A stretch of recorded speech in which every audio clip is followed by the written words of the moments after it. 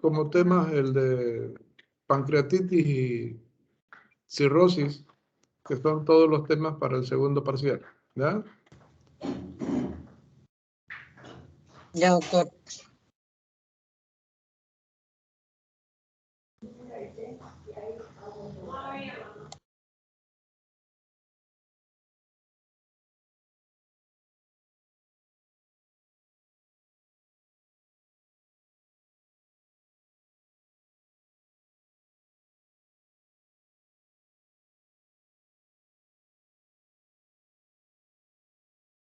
Doctor, tu micrófono está apagado. Es que no estoy hablando con ustedes, disculpen. Ah, ya, perdón. Disculpen, mil disculpas.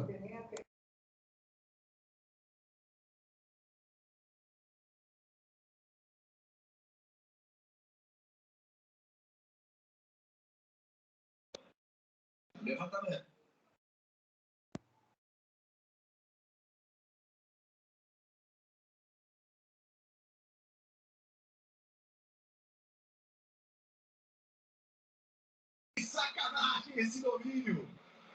Que coisa espetacular!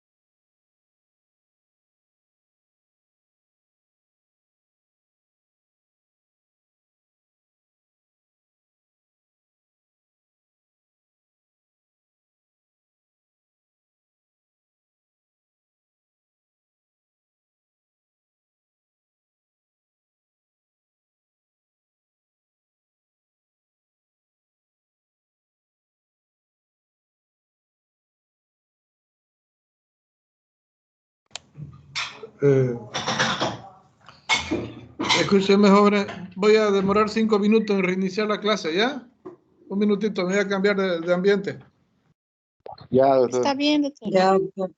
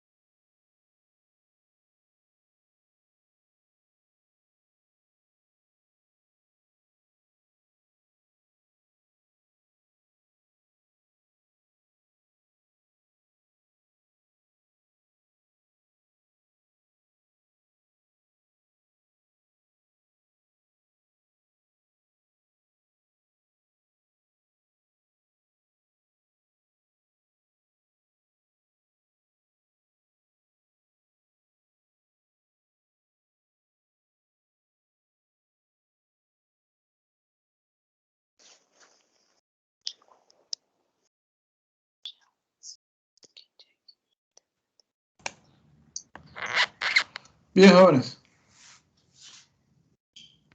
Hola, doctor. Ahora sí. Vamos a empezar, ¿ya?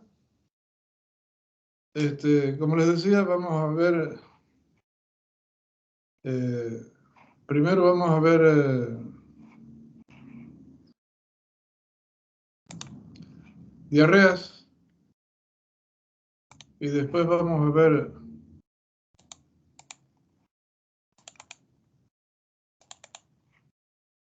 vómitos.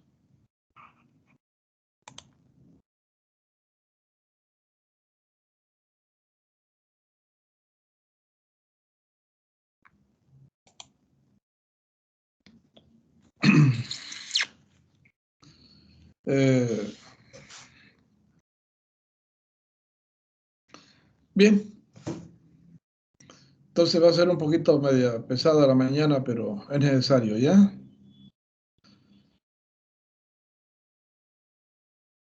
Entendemos por diarrea al aumento de las deposiciones que una persona puede tener en 24 horas, acompañado del aumento de agua en las heces, ¿ya? Cuando normalmente no deberían existir más de 3 deposiciones por día. Las causas de las diarreas pueden ser múltiples. Pueden ser bacterianas, inflamatorias, micóticas, hongos o fúngicas, parasitarias, metabólicas, endócrinas, nerviosas,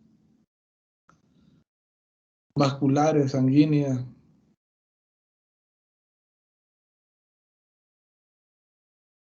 En fin, existen una serie de clasificaciones de diarreas que no terminaríamos nunca de enumerar ni de clasificarlas, ¿ya? Entonces las vamos a clasificar desde dos puntos de vista, desde el punto de vista agudo y el punto de vista crónico, que son los más frecuentes.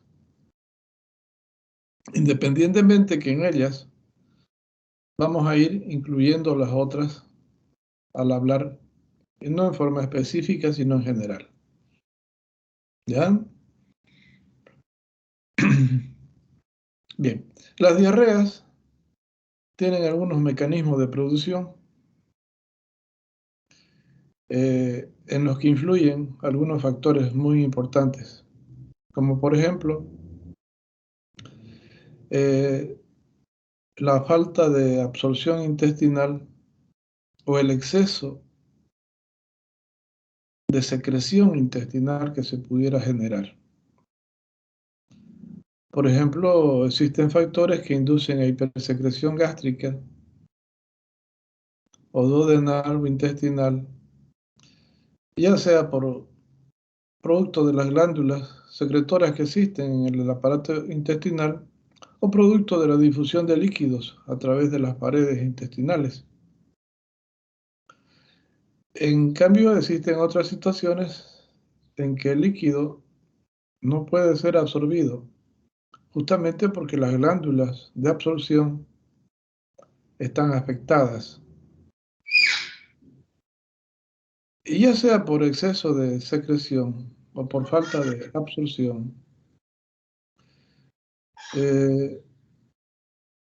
acumulamos agua en la luz intestinal y al acumularse agua asociada a los otros restos o residuos alimentarios y los gases que se difunden, entonces se sobredistiende la luz, sobredistienden las paredes y estimulan la actividad peristáltica.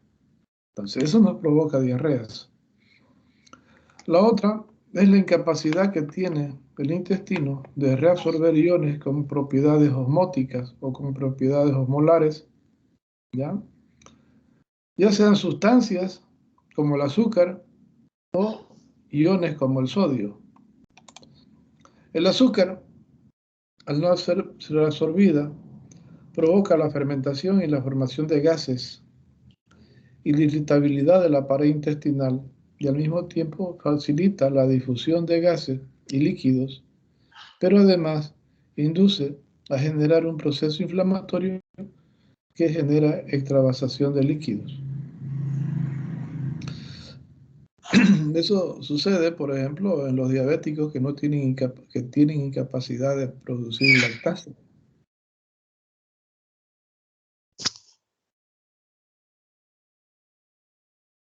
En cambio, hay otras personas, como por ejemplo los que tienen insuficiencia suprarrenal y no producen aldosterona, que no tienen la capacidad de reabsorber sodio. Y al no reabsorber sodio o no reabsorber glucosa, el agua se queda en la luz del intestino y genera sobredistensión y estimula la actividad peristáltica.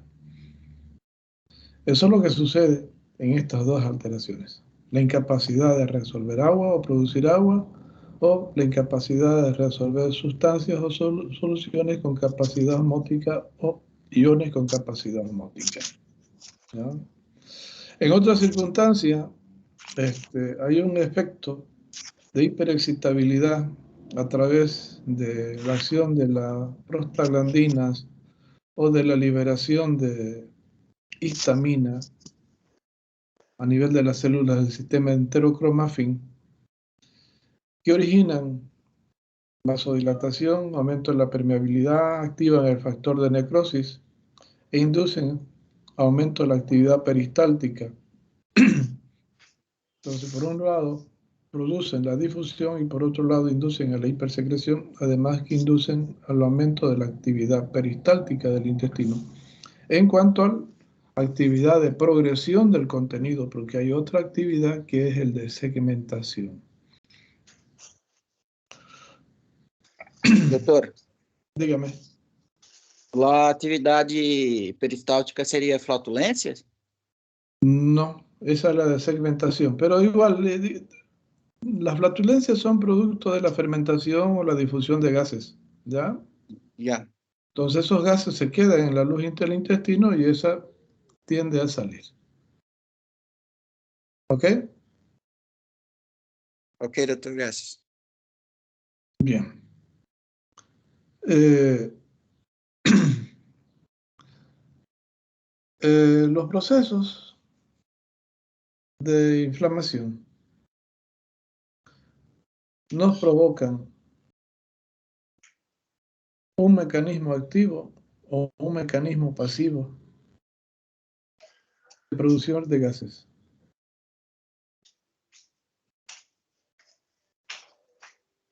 El mecanismo pasivo está asociado a procesos inflamatorios crónicos por lo general,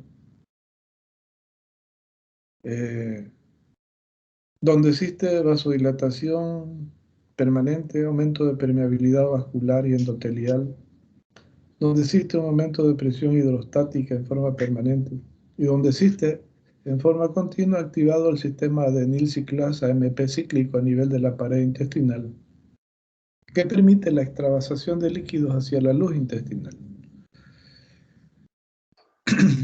Procesos crónicos como por ejemplo la diverticulitis, la enfermedad de Crohn, ¿ya?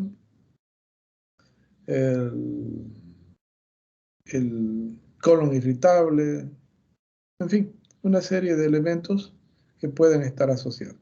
Pero también este proceso de activación del sistema adenil ciclasa AMP cíclico puede estar asociado a procesos de activación agudo, como en todo proceso de inflamación agudo que se instaure, sobre todo el de tipo viral, donde se abran las uniones intercelulares, ya sea de desmosomas, zonas adherentes, ¿ya?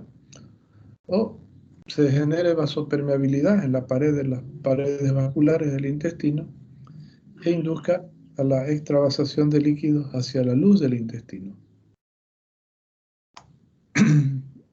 Por ejemplo, un dolor de oído. Un dolor de oído no tiene nada que ver con el intestino, ¿no es cierto? Pero cuando se inflama el oído, se está produciendo prostaglandinas y está habiendo excitabilidad nerviosa, asociado a la estimulación del nervio de Arnold, sobre todo en los niños. Y muchas veces a ustedes les van a llevar un niño con dolor, el niño llora, no sabe de dónde. y con diarreas.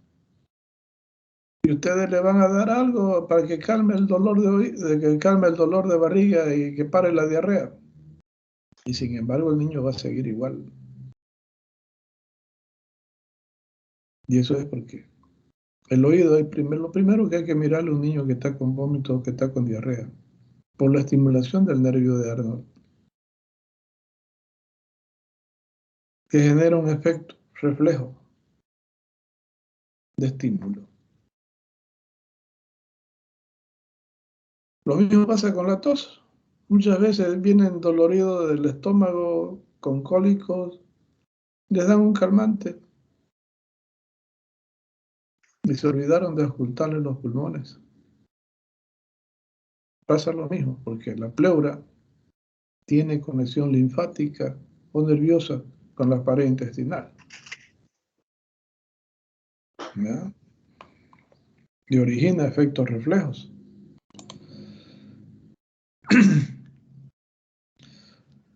De ahí que la presencia de toxinas siempre nos va a inducir a este efecto, ya sea por la inflamación aguda o crónica que nos induzca, ¿ya?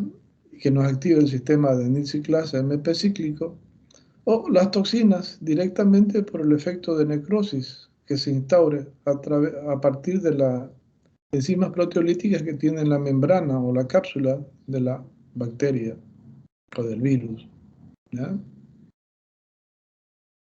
Los procesos tumorales crónicos, cuando hablamos de tumor, hablamos de procesos tumorales crónicos.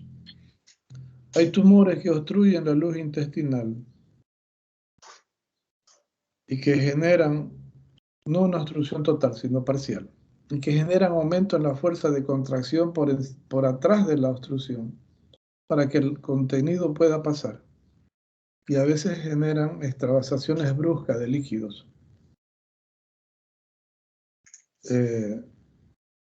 Algunas veces esas tumoraciones son asociadas a tumores cancerosos. Y debido al factor de necrosis hay también estimulación del efecto de las prostaglandinas e interleucinas. Y tienen estimulado la vía termorreceptor del dolor y la fiebre. De ahí que son pacientes que pueden tener febrículas o fiebres o tener un aumento de temperatura anormal en forma permanente, ¿no? Y que además les cambia el carácter debido a la excitabilidad nerviosa que se instaura de las fibras neurovegetativas, ¿no? En cambio hay otros tumores que se instauran sobre todo en el intestino grueso y que tienen una función de secreción en un lugar que donde solamente debería haber absorción. Entonces inunda el intestino grueso de agua. Entonces estoy hablando en el primer caso del síndrome carcinoide y en el segundo del tumor velloso o un adenoma velloso de colon, donde tenemos esas manifestaciones, ¿ya? Bien. Los medicamentos pueden actuar provocándonos reacciones antígeno-anticuerpo en forma brusca por una reacción anafiláptica, ¿ya? Y que activen las prostaglandinas de tipo E y que induzcan a liberar histamina o que induzcan a generar áreas de necrosis, generando permeabilidad vascular y extravasación de líquido. O nos inducen a estimular las fibras motoras intestinales, de ahí que aumentan la actividad peristáltica y nos inducen a la aparición de diarreas. Y a veces también de dolores abdominales de tipo cólico debido al aumento de la actividad peristáltica. Eso pasa, por ejemplo, cuando toman levofloxacina, ciprofloxacina, ¿ya? Incluso la amoxicilina en algunas personas hipersensibles puede originar este tipo de problemas. Otras veces los medicamentos, como los laxantes, donde hay 3 tipos de laxantes principalmente, los que generan aumento en la actividad peristáltica. Entonces eso se asocian a dolores de tipo cólico, sobre todo porque es el peristaltismo el que aumenta. tomando en cuenta de que si toman laxante es un paciente constipado, entonces va a haber mayor fuerza peristáltica para desplazar el contenido. Otros laxantes envuelven el contenido y lo impermeabilizan y determinan que no exista contacto entre el contenido y las velocidades de absorción. Otros laxantes originan que el contenido se hidrate porque son sustancias hiperosmolares que atraen agua. Entonces, estos efectos son los que nos inducen a la aparición de las diarreas asociadas a medicamentos o a toxinas, ¿ya? O excitabilidad nerviosa como en el colon irritable, por ejemplo, el efecto de la hiperexcitabilidad parasimpática, pues hace que ese paciente induzca de un momento a otro contracciones intestinales bruscas, intensas y que pueden estar acompañadas de cólicos, ¿no? Porque no solamente las contracciones peristálticas progresivas van a estar presentes, sino también las que generan los movimientos de segmentación del intestino, ¿no? Y se acompañan con diarrea producto del efecto peristáltico progresivo. Bien. En el síndrome de Solling-Hairy-Ellison, por ejemplo, que es un trastorno enzimático asociado a hipersecreción de gastrina y de ácido clorhídrico, que inducen exceso de formación de pepsinógenos que genera un efecto irritativo en la pared del duodeno y del yeyuno, y que además inactiva los fermentos pancreáticos y biliares.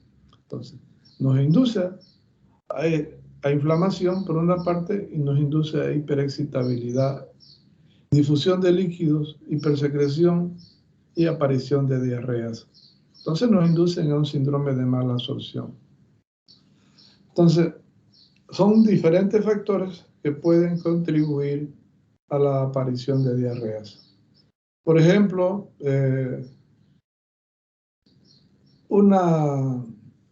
un problema de hipercolesterolemia o hiperlipidemia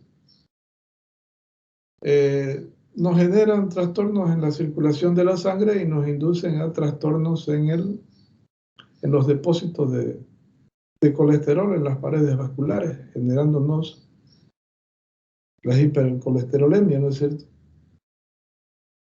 Y esos depósitos de colesterol obstruyen las paredes vasculares y no permiten que el flujo sanguíneo prosiga, sobre todo en las paredes distales.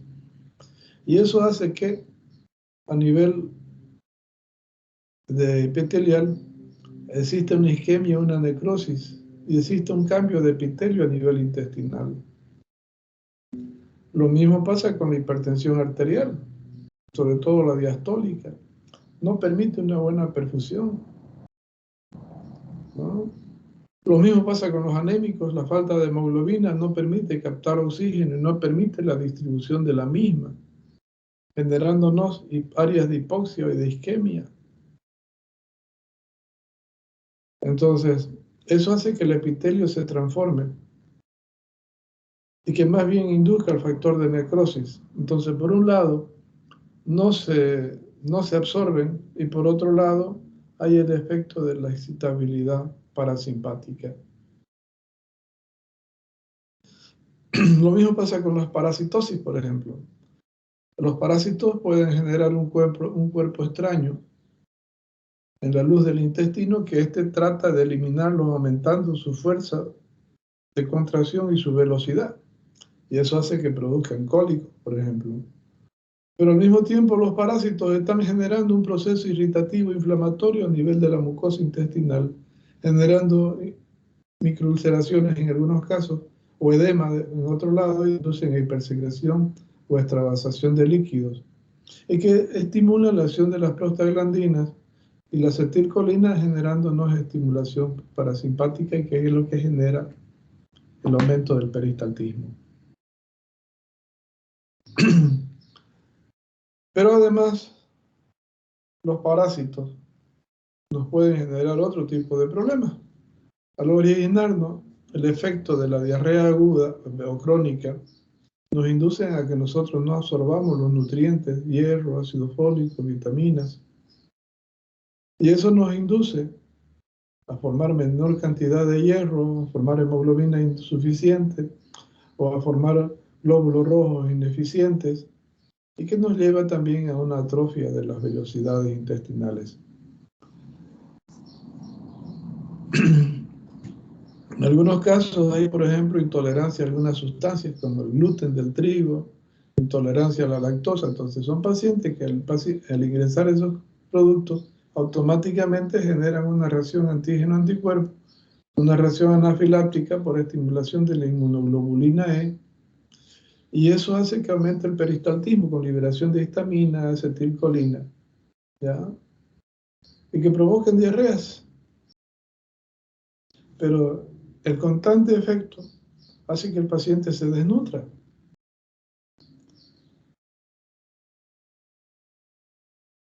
En la intolerancia al gluten del trigo o sprue tropical es distinta a la del sprue no tropical. En el sprue tropical generalmente se debe a problemas de parasitosis que inducen anemias crónicas y por lo tanto defecto del epitelio intestinal de absorción.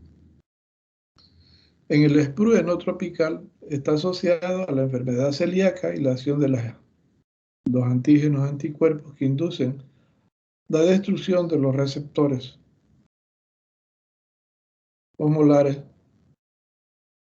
a nivel de la mucosa intestinal y que inducen a ese efecto de hiperexcitabilidad y que también nos llevan a diarreas de tipo crónico. ¿Ya? Las resecciones de intestino, por ejemplo. Las resecciones de intestino, sobre todo el de intestino delgado, significa que el intestino se acorta en su longitud. Entonces no tiene mucha superficie de absorción, sobre todo cuando afecta al duodeno y el yunno ileo. O cuando se hacen las derivaciones gastrocólicas, se transfiere una función desde el estómago hacia el intestino grueso o colon transverso, una función que normalmente no tiene ese intestino, que es la de secretar y absorber. Entonces, más bien le genera un cambio de pH y le genera sustancias que van a ser irritantes y le genera mayor cantidad de líquido, que lo único que hace es sobredistenderlo, irritarlo y generar el aumento en el peristaltismo. Entonces, eso está sucediendo, ¿ya? Lo propio pasa cuando no se producen gastrina o no se produce ácido clorhídrico, que se llaman aquilias gástricas. Entonces no hay la formación de la maceración de los alimentos ni la preparación para formar el quimo. Y estos alimentos llegan al duodeno sin una preparación adecuada, entonces más bien se tornan irritantes. O lo mismo pasa cuando no existen sales biliares o pancreáticas. Entonces no hay la lipólisis y proteólisis a ese nivel y más bien se produce un proceso inflamatorio irritativo.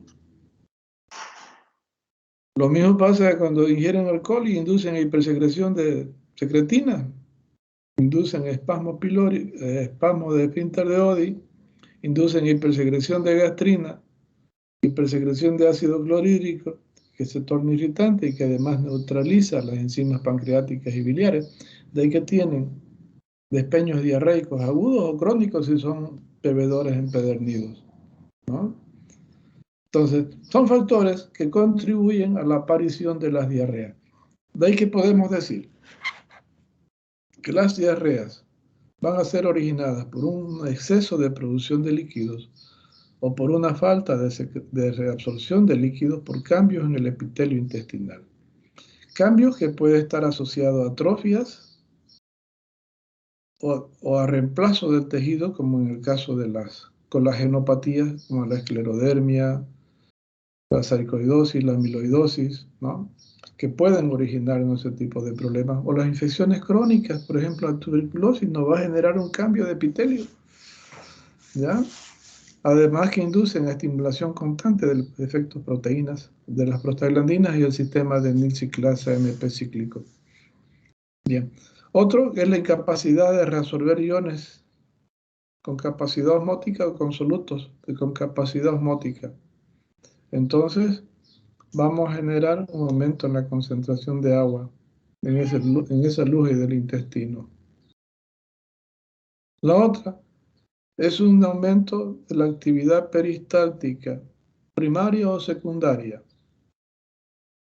asociado o no a procesos de desmielinizaciones agudos o crónicos, que inducen aumento en la actividad peristáltica por efecto parasimpático, asociado a mediadores químicos locales o de otro nivel. ¿Ya? La otra es que no exista contacto entre las velocidades de absorción y el contenido, como sucede con los laxantes que hacen una barrera de líquido o de lípidos alrededor del contenido. O los hongos, por ejemplo, que tapizan la mucosa digestiva como una alfombra y no permiten que las velocidades de absorción estén en contacto con la superficie para absorber.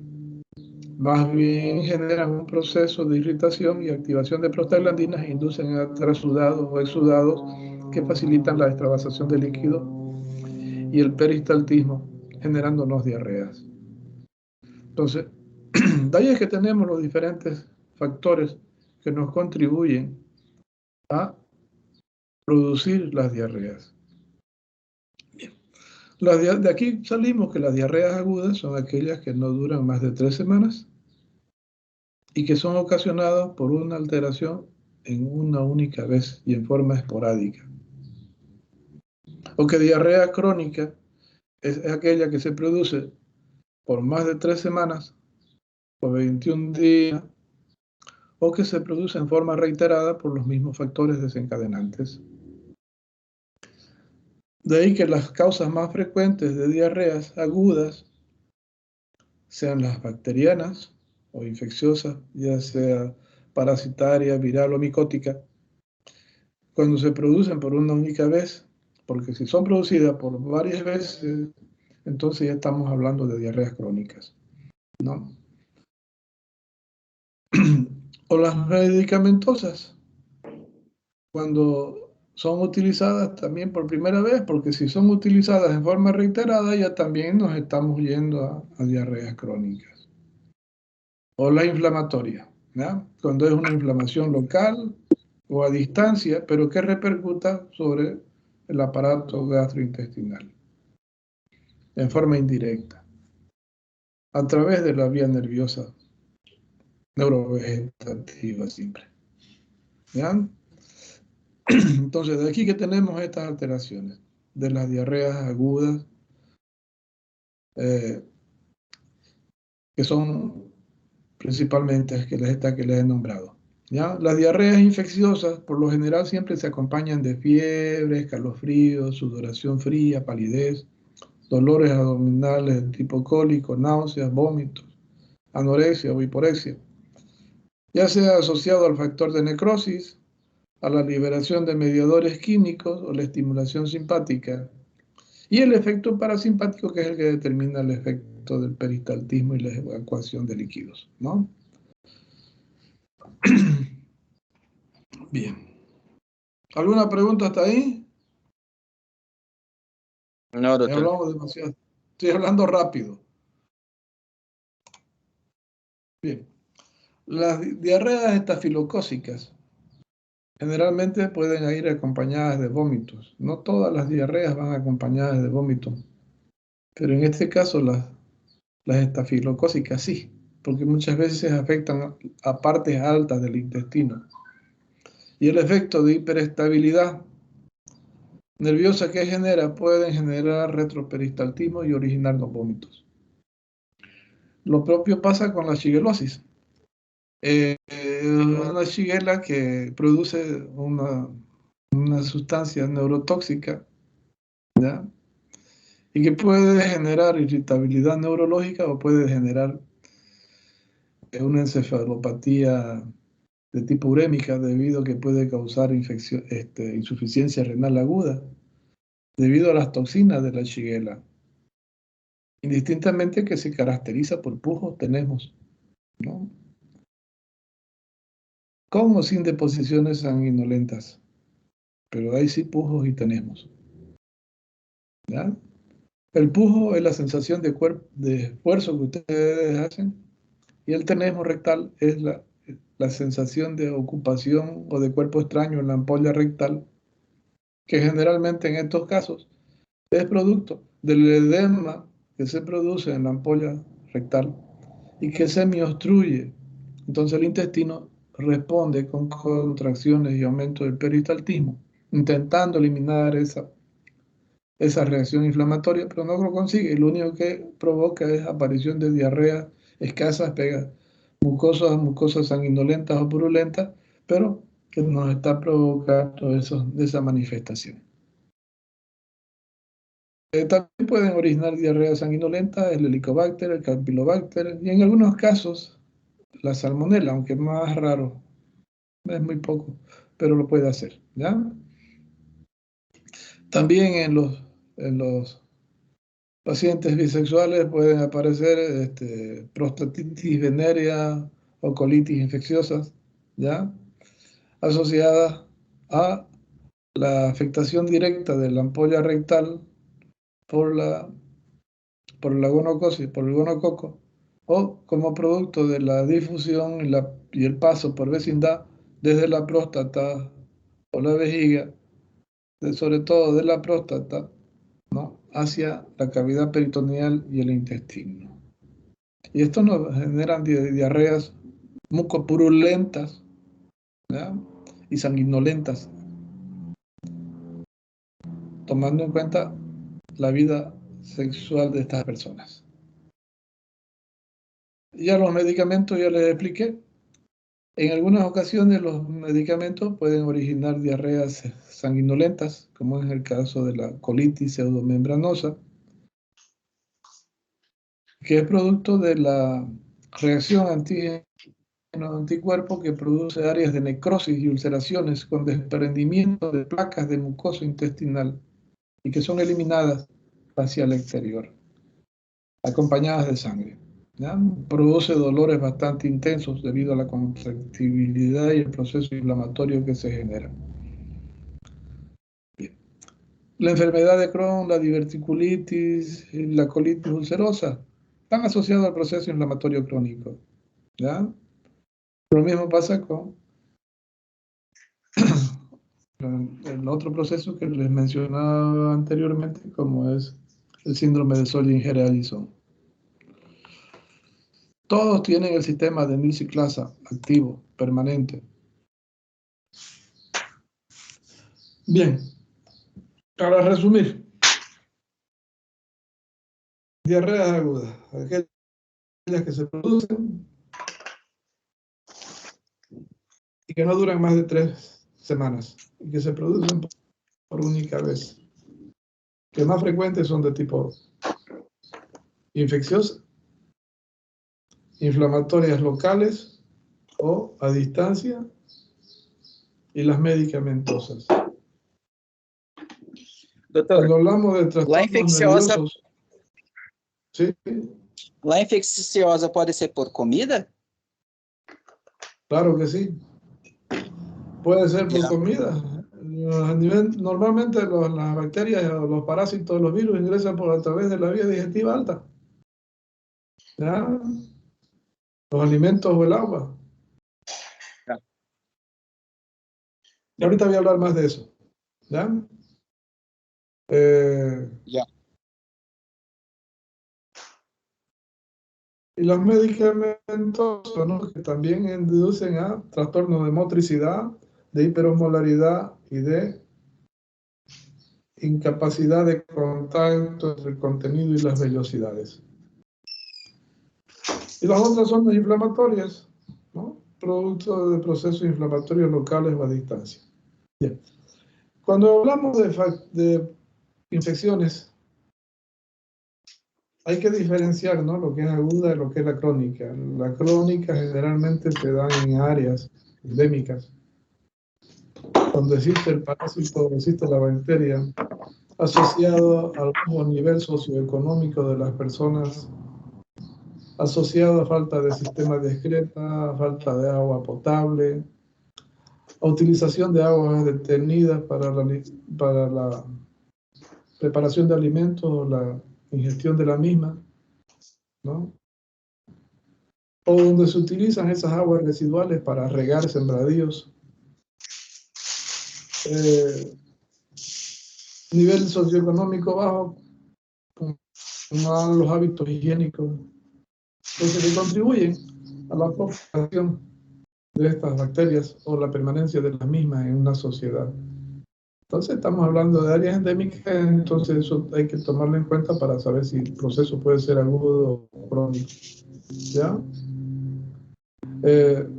Los alimentos en algunas ocasiones pueden ingresar al organismo hacia la vía digestiva y no tener bacterias, pero puede pasar lo mismo que con los medicamentos. Hay alimentos que nosotros ingerimos y que nos provocan reacción antígeno-anticuerpo y nos provocan gran liberación de histamina desde las células del sistema enterocromafino. Y esto estimula la hipersecreción, la dilatación, el aumento de la presión hidrostática, la estimulación de la liberación de la acetilcolina y el efecto parasimpático brusco. ¿Ya? Ahí le aclaro, Ícaro. Sí, doctor, claro. ¿Ya? Entonces, de ahí que los alimentos de esa manera provocan diarreas agudas, ¿ya? Mediado por el efecto de la IgE, como en todo proceso alérgico. ¿Ya? Entonces, por eso es que le decía, las diarreas agudas pueden ser producto de infecciones, inflamaciones, medicamentos, y le añadimos a esta otra más, que son las reacciones alérgicas a los alimentos, ¿ya? Pero es cuando se produce la primera vez, porque después ya se convierte en un problema crónico. Entonces uno evita, ¿no es cierto? Evita comer lo que no le sienta.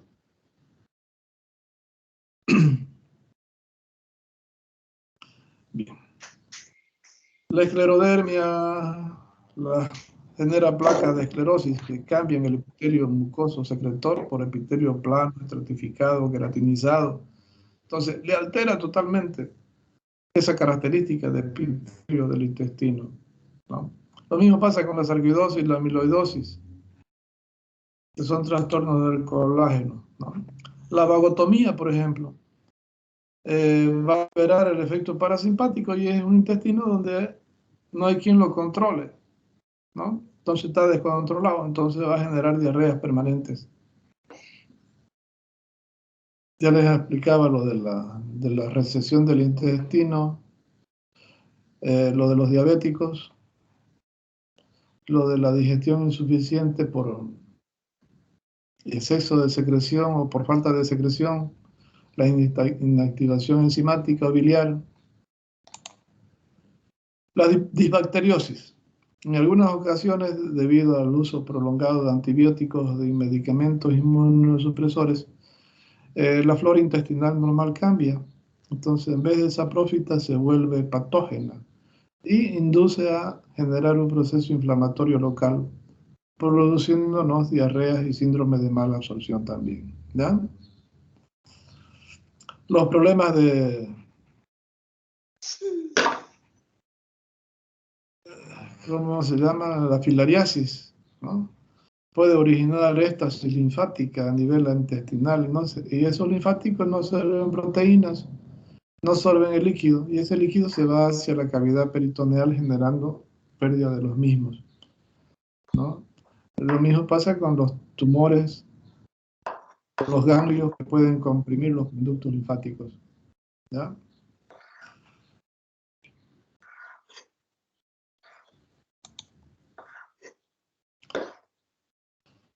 Bien. Los problemas crónicos causan problemas muchas veces distintos a los agudos. Si bien los agudos nos provocan dolor, fiebre, dolores, mialgias o artralgias, náuseas y vómitos, si son de tipo bacteriano o infeccioso, o viral, o micótico, parasitario, no importa, pero causan eso, ¿no? Los medicamentosos van asociados a falta de fiebre y siempre lo vemos que está sobre ingesta de algún medicamento, ¿no? Por los inflamatorios, pues nosotros sabemos que tenemos otros problemas o que lo identificamos y que podemos asociar al problema de la diarrea, ¿no? Los alérgicos siempre están asociados a la ingesta de alimentos o contacto con algunos productos que nos generan ese tipo de molestias, ¿no? Pero los crónicos están más asociados a problemas de absorción, transporte, están más asociados a función gástrica, hepática, biliar, están más asociados a extensión del intestino, están asociados a la calidad del intestino, a la capacidad de absorber, están asociados a la presencia de tumores en el intestino, ¿no? Están asociados a otro tipo de problemas como trastornos vasculares, sanguíneos, que ya les explicaba anteriormente. Están asociados a trastornos metabólicos, endocrinos, como también les mencionaba anteriormente, cuando están asociados a problemas de diabetes, hipercolesterolemia o hiperlipidemia, a trastornos de hipertensión, a trastornos de anemias, ¿no? A enfermedad celíaca. Entonces, todos estos otros son problemas crónicos. Y si bien los problemas agudos nos causan vómitos, diarrea, o sea, la diarrea como principal manifestación, ¿no? Y las otras manifestaciones también nos pueden generar una complicación. Y esa complicación es la deshidratación, la hipotensión, el colapso vascular y el shock hipovolémico. Independientemente a la pérdida de agua, las diarreas agudas nos pueden generar pérdida de bicarbonato en grandes cantidades o de reserva alcalina, de que nos inducen a producir acidosis metabólica. Otras veces, producto del retroperistaltismo, se producen vómitos, o producto de la irritación alta del intestino, se producen vómitos, o asociados a procesos obstructivos que generen retroperistaltismo. Entonces ahí primero nos van a producir alcalosis metabólica, producto de la pérdida del contenido gástrico primero, ¿no? Y juntamente con la alcalosis digestiva, metabólica, se nos va a producir alcalosis debido al efecto de la hiperexcitabilidad simpática que induce a hiperventilación. Pero después, la pérdida de contenido ya no va a ser solamente de estómago, sino va a ser de contenido duodenal o yeyunal o ileal. Entonces vamos a perder reserva alcalina y vamos a contribuir a formar más acidosis metabólica. Y la alcalosis respiratoria, debido a la hipoventilación que se instaure por el efecto parasimpático, nos va a llevar a generar retención de dióxido de carbono y nos va a llevar a una acidosis respiratoria asociada. Eso pasa con las agudas. Cuando son crónicas, el problema principal es la desnutrición, ya que al tener diarreas, al perder proteínas, lípidos, grasas, no estamos ingiriendo elementos que son necesarios para nuestras células, que son las fuentes energéticas, que están en base a las grasas y las proteínas, y los otros elementos como las vitaminas, que son indispensables para la formación de anticuerpos o para formar de otros tipos de elementos, como estimular la formación de glóbulos rojos o cambiar las cadenas de ADN, o que son indispensables para la neurotransmisión, ¿no? Entonces, generamos anemia, generamos hipoproteinemia. Al generar hipoproteinemia estamos perdiendo capacidad de retención de líquidos a nivel intravascular y generamos extravasación de los líquidos y redistribución de líquidos, de que aparecen edemas, y asociado a la anemia vamos a tener palidez, enfriamiento, asociado a ese metabolismo bajo, ¿no? O podemos tener anemias megaloblásticas debido a la falta de vitamina B12, o podemos tener apatía, retardo en la reacción a estímulos como producto de la desmielinización y la falta de remielinización, o la falta de proteínas que son indispensables para el proceso de neurotransmisión, ¿no? Entonces, las anemias crónicas están más relacionadas a ese tipo de problemas, sobre todo el de desnutrición, que es el que lleva a todos los otros problemas o manifestaciones o complicaciones tardías. Bien. Los gases, como le decía, se forman producto de la difusión de gases desde la pared intestinal. Algunas veces el efecto de hiperexcitabilidad nerviosa nos induce a ondas peristálticas progresivas. Y como es un tejido hueco, entonces generan dolores de tipo cólico.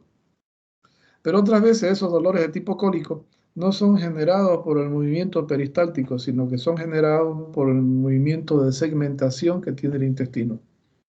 Ahí es cuando se produce difusión de gases y líquidos.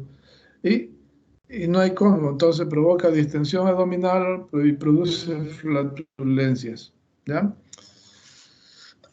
Independientemente de que pueda originar diarreas o vómitos. ¿Alguna pregunta? No, doctor.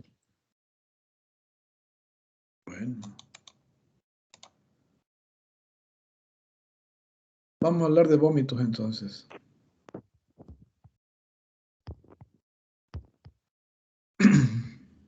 ¿Seguro Doctor, que no tienen preguntas? doctor, tengo una pregunta. Díganme. Una persona que presenta un cuadro de diarrea que no es esporádico, ¿es No. considerada una diarrea crónica? Porque así, No, la aguda. persona... Es aguda. A no ser que la causa sea la misma. Porque así, aparentemente tengo una amiga que tiene cuadro de diarrea, pero no sabe lo que está pasando. Hace, digamos así, en abril se tiene un cuadro y junio apresentó otro cuadro, pero nunca se sabe la causa, no se come siempre lo ¿Ah? mismo. Por ejemplo, ustedes, cuando se acerca el primer parcial, empiezan con dolores, cólicos, náuseas, vómitos y diarreas. Pasan los exámenes y se les pasa. Se acercan los otros exámenes y empiezan con lo mismo. Entonces son un problema de excitabilidad nerviosa, un colon irritable, ¿ya? Y es un problema de diarrea crónica. Y a veces puede generar lo contrario, ilio, o la parálisis del intestino, ¿ya? Ya, doctor, gracias. Ahora, esa su amiga, pues puede ser que esté sufriendo algún problema de tensión nerviosa o algún otro problema. O puede ser que tenga una mebiasis que no está curada del todo, o una giardiasis que no ha sido debidamente tratada. Entonces esos parásitos cada vez se reactivan y generan el mismo problema. ¿Ya? Porque lo normal es que uno no tenga deposiciones diarreicas, pero si cada vez lo está teniendo es porque hay algo que se lo está produciendo. Entonces ya se vuelve problema crónico. ¿Ya? Sí, doctor. Ok. Bien. Los vómitos. Ya en la clase anterior veíamos que eran los vómitos, por qué se producían, su mecanismo de producción, ¿sí? Sus tiempos, qué manifestaciones llevaban. Bien, ahora vamos a ver el origen y los tipos de vómitos que podemos tener.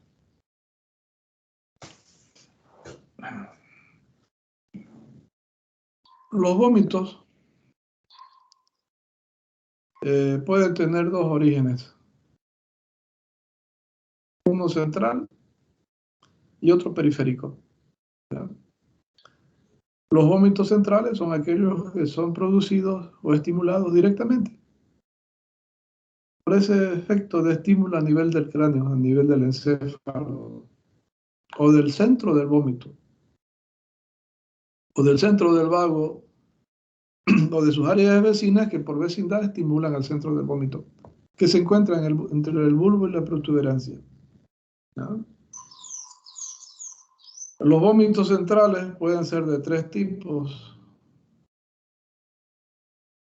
Uno que se llama vómitos humorales, los otros centrales propiamente dicho, que también se denominan vómitos mecánicos, y unos vómitos de tipo reflejo que muchas veces dan la confusión con los otros tipos de vómitos que son originados por efectos reflejos netamente, o propiamente vómitos periféricos, ¿ya?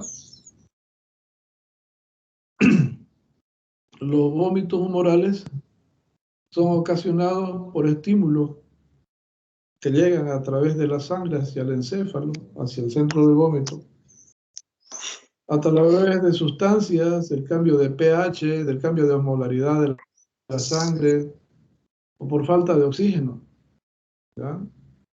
Por ejemplo, una hipoxemia, una hiperglicemia en esos pacientes diabéticos descontrolados, ¿no? Una desmielinización producto de la hiperosmolaridad en esos pacientes que tienen hiperaldosteronemia, ¿ya? Entonces, o pueden ser producto de sustancias tóxicas que le lleguen, tóxicas que nosotros producimos, tóxicas que podemos ingerir pero que llegan a través de la sangre.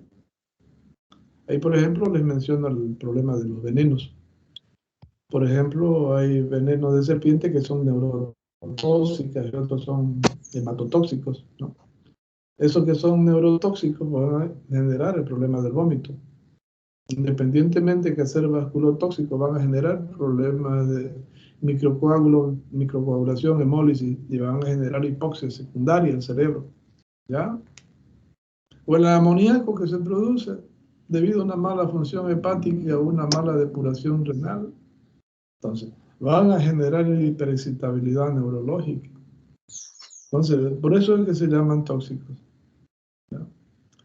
Los vómitos centrales propiamente dicho, o mecánicos, que también se llaman, son como producto de procesos que generan un estímulo directo, como traumas, embolias, tumores, hemorragias, ¿ya? Presencia de líquido exagerado en el encéfalo que irrita las meninges. Entonces, todos esos problemas nos va a generar el estímulo de los vómitos mecánicos o cerebrales propiamente dicho. Y también tenemos los vómitos reflejos, que son producto de una hiperexcitabilidad del centro del vómito, una hiperexcitabilidad continua, crónica y permanente, a través de defectos de la vía aferente, a través de la vía simpática, a través de los espláncnicos, los vagos, ¿ya? Los espinales. Por ejemplo, una gastritis crónica puede generar ese efecto de estimulación continua por producto de ese efecto de estar ahí permanentemente estimulándolo. Entonces genera un efecto de habituación de ese centro del vómito a que cualquier cambio de pH ya les esté generando ese reflejo del vómito, ¿no? O los pacientes que tienen sífilis, por ejemplo, que generan desmielinizaciones, ¿no? De la vía aferente, también van a generar el mismo efecto. O la siringomielia también genera desmielinización, y no solamente periférica, sino también central, ¿no? Bien. Los vómitos periféricos son aquellos que se producen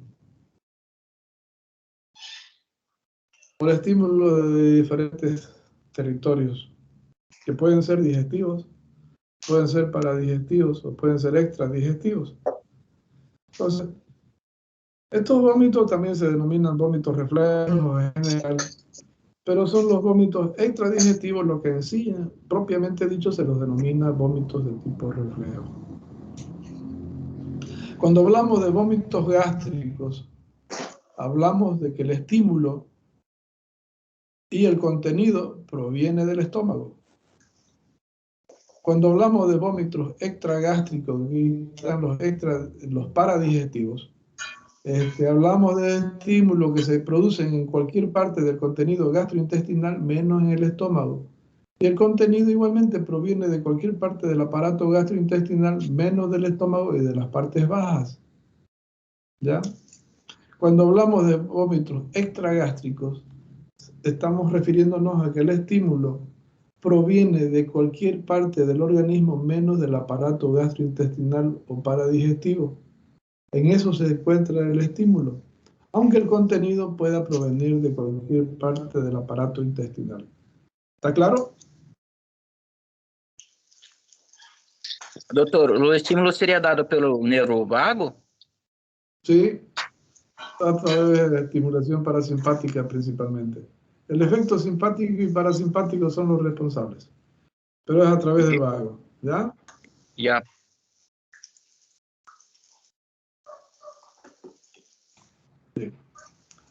Los vómitos gástricos pueden ser de tres tipos: dispépticos, de retención y de hipersecreción. Los vómitos dispépticos son aquellos que se producen dentro de las 6 horas después de la ingesta de alimentos. Por lo tanto, pueden tener alimentos semienteros, semimacerados o no macerados, ¿no? Pero su contenido va a tener ácido clorhídrico siempre. Pueden tener sangre o no, pueden tener olor o no, dependiendo del tipo de alimento que hubieran ingerido. Pero no es producto de la fermentación todavía. Los vómitos de retención son productos de procesos obstructivos a nivel pilórico o de procesos que generan una hipotonía gástrica. Con retención de esos alimentos, su maceración, su fermentación, su formación de gases, la formación de óxido nítrico, de que muchas veces son pacientes que generan halitosis, ¿ya? Y que no se vacían hacia el duodeno, producto de un espasmo pilórico, de una hipertrofia pilórica o de una atonía gástrica. Los vómitos de hipersecreción no tienen nada que ver con la hora de ingestión de los alimentos. Perdón, antes de que me olvide, los vómitos de retención se producen hasta 12 horas después de la ingesta de alimentos. Los de hipersecreción no tienen nada que ver con el horario de ingestión de alimentos. Pero sí su contenido es muy importante, porque como su nombre lo indica, son de hipersecreción. Entonces su contenido es mucoso, ácido, picante, ¿ya? Que son producto del efecto de la hipersecreción gástrica. Procesos irritativos como gastritis, por ejemplo. ¿Ya? Los vómitos de retención, por ejemplo, temas de alcoholismo o de intoxicación alcohólica. Producto del efecto simpático, por ejemplo, el paciente va a tomar alimentos, va a generar espasmos, va a generar hipersecreción de mucus y va a inducir al efecto de la hipersecreción gástrica por el efecto de la isquemia y la necrosis. Pero además el alcohol induce a liberación de histamina, que induce a producción de ácido clorhídrico y que generan espasmo pilórico. Y por ahí el paciente va y come. Entonces esos alimentos se van a quedar en el estómago, se van a macerar, se van a disgregar y se van a fermentar. Y ese paciente se fue a su cama y por el efecto tóxico que generó la intoxicación alcohólica, generó después efecto parasimpático que sumado a la difusión de gases que distiende el estómago y que genera un efecto de retroperistaltismo debido al espasmo pilórico o a la obstrucción de este, ¿ya? Nos induce a vómitos tardíos.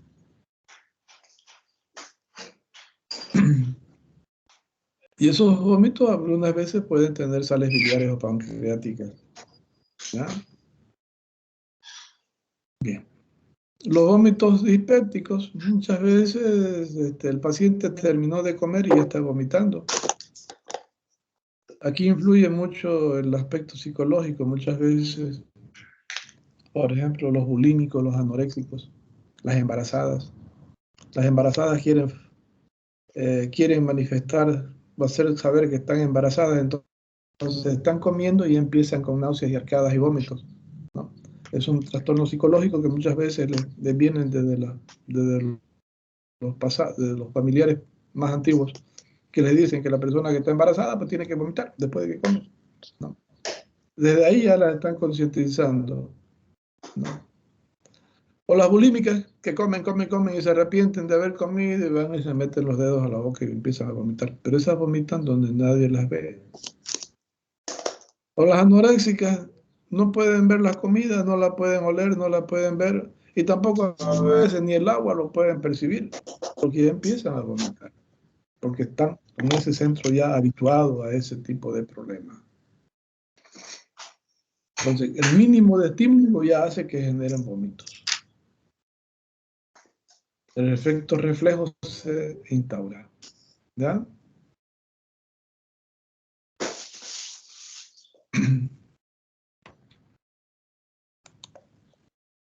Los vómitos extragástricos, como les decía, son estímulos que provienen del aparato digestivo menos del estómago, ¿no?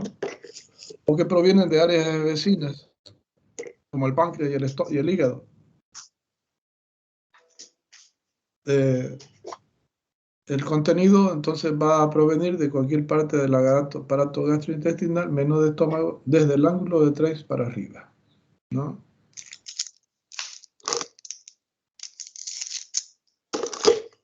Bien.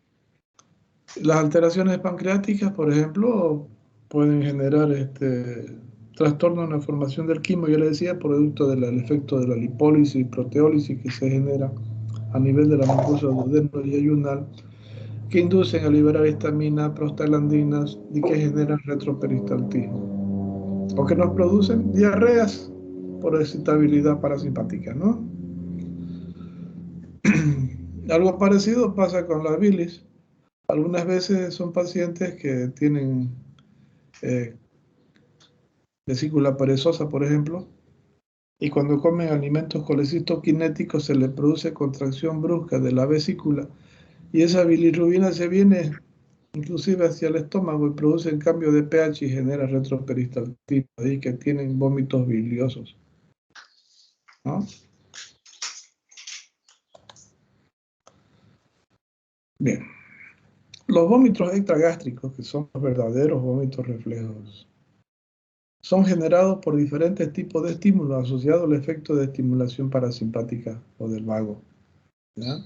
De ahí que hay vómitos cardíacos, hay vómitos respiratorios, ¿no? Hay los vómitos psicológicos o del estrés, hay los vómitos del dolor.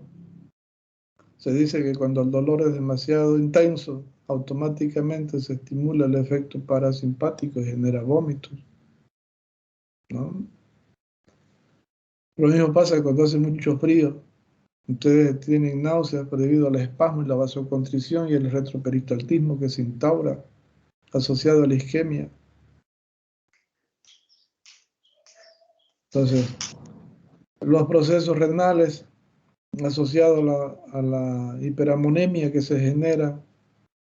genera lesión neurológica y retroperistaltismo. La isquemia de miocardio debido a la excitabilidad de las fibras parasimpáticas. Lo mismo que las irritabilidades de la pleura, ¿verdad? Entonces son vómitos de tipo netamente reflejo, un golpe en un dedo, por ejemplo. Ustedes se pueden golpear el dedo que no lo perciben, a paso, pero se pueden golpear en forma moderada, entonces van a reaccionar con un dolor, ¿no es cierto? Pero por ahí se lo machucaron de golpe con una puerta, por ejemplo. Ahí quieren gritar y ahí se pueden perder la conciencia, pueden vomitar. Entonces son los vómitos que ustedes conocen como reflejos propiamente. Independiente que los otros también están considerados son considerados vómitos de origen reflejo, ¿ya? Pero solamente que se les dice que son vómitos gástricos o extragástricos o paradigestivos.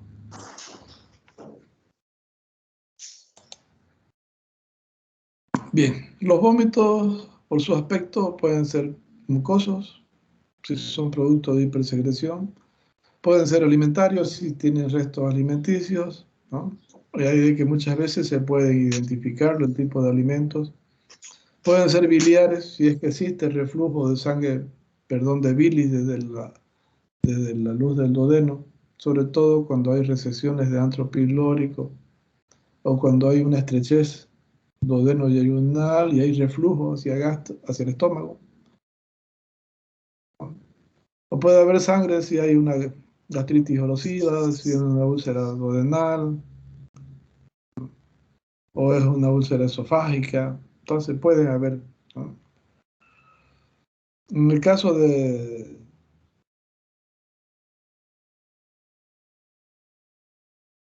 los vómitos sanguíneos, por favor, es hematemesis, ¿ya?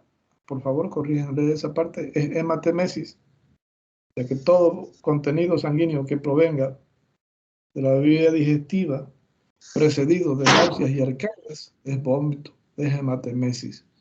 Si viene precedido de tos,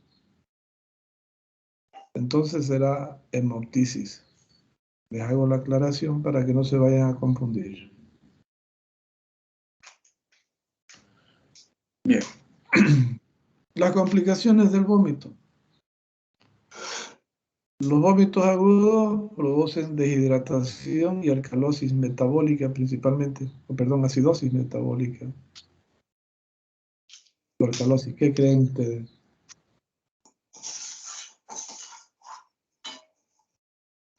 Alcalosis, ¿no? Porque están perdiendo ácidos y lo que se quedan son las reservas alcalinas. Pero al mismo tiempo que pierden ácidos, que generan esa alcalosis metabólica, inducen a hiperventilación y pierden dióxido de carbono. Entonces favorecen la alcalosis respiratoria.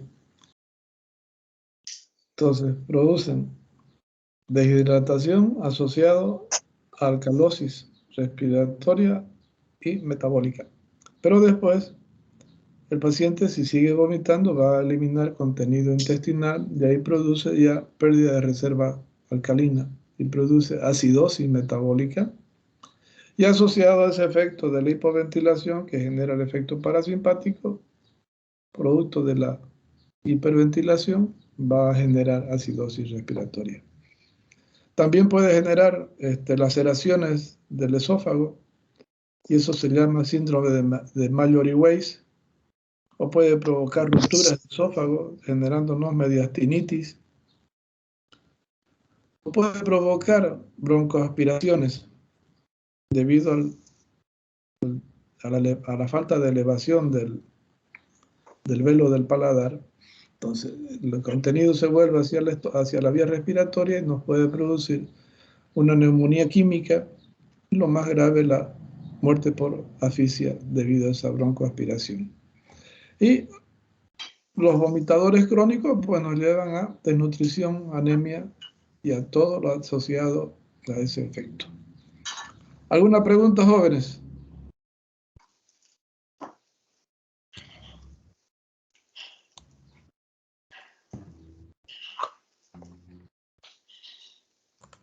Doutor, pode salir muco de los vómitos? Claro que sí, puede haber mucus. Ese mucus puede ser producto. No se olvide que durante el efecto simpático hay secreción de bicarbonato y hay secreción de saliva, ¿no? El mucus, que es la capa protectora del estómago, eso secreta. Ya después es lo que se produce, el efecto de la producción del ácido clorhídrico y el...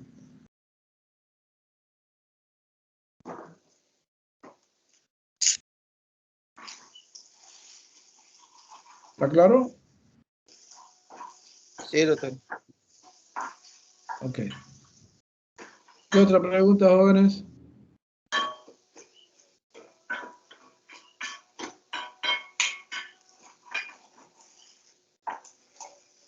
¿Ninguna? Bien. Los dejo tranquilos para que almuercen. Nos vemos en clase la próxima semana. O el próximo fin de semana, que vamos a avanzar ilio y constipación, que son los dos problemas que tenemos para la próxima semana. ¿Ya? Que les vaya bien, jóvenes. Que tengan buen fin de semana. Cuídense. Hasta luego, doctor. Gracias, doctor. Chao. Que les vaya bien. Hasta luego, doctor. Hasta luego. Buen fin de semana.